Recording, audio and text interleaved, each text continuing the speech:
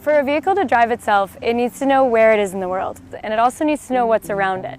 Based on these factors, it needs to be able to make smart and safe driving decisions in the real world.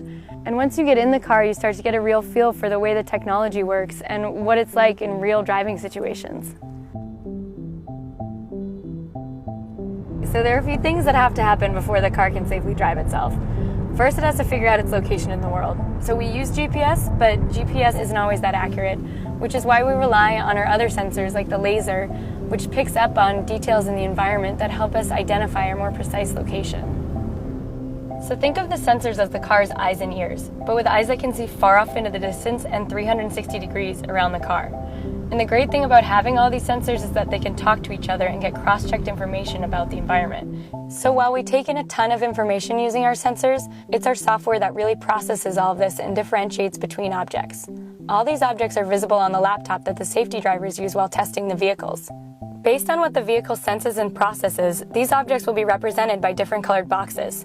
Cyclists will be red, pedestrians yellow, and the vehicles will appear as either green or pink. These boxes demonstrate the processing that takes place within the software.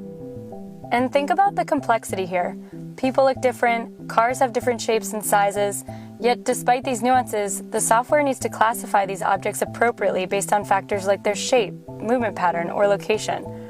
For example, if there's a cyclist in the bike lane, the vehicle understands that this is a cyclist, not another object like a car or a pedestrian, so the cyclist appears as a red box on the safety driver's laptop. And the software can also detect the cyclist's hand signal and yield to them appropriately. When our engineers think about where the car should drive and how, safety is always the top priority. So the vehicle takes into account many things like how close it is to other objects or matching speed with traffic or anticipating other cars cutting in. For example, as a passenger, it can feel a little uncomfortable passing by a large vehicle on the road. Our engineers have taught the software to detect the large vehicles, and the laptop shows them as larger boxes on the screen. As our vehicle passes by a large truck, it will actually keep to the farther side of the lane and give ourselves a little bit more space. We've also taught the vehicle to recognize and navigate through construction zones. The vehicle sensors can spot the orange signs and cones early to alert the car of any lane blockage ahead, and then we can change lanes safely. Another thing that's really important is for the vehicle to drive in a naturalistic way, because when it's natural and the car abides by social norms on the road, it's also safer. For example, at four-way stops, people typically rely on eye contact to communicate whose turn it is, and in our case, the vehicle inches forward into the intersection to indicate its intent. So my role as a safety driver is first and foremost to keep the car, myself, and everyone around me safe.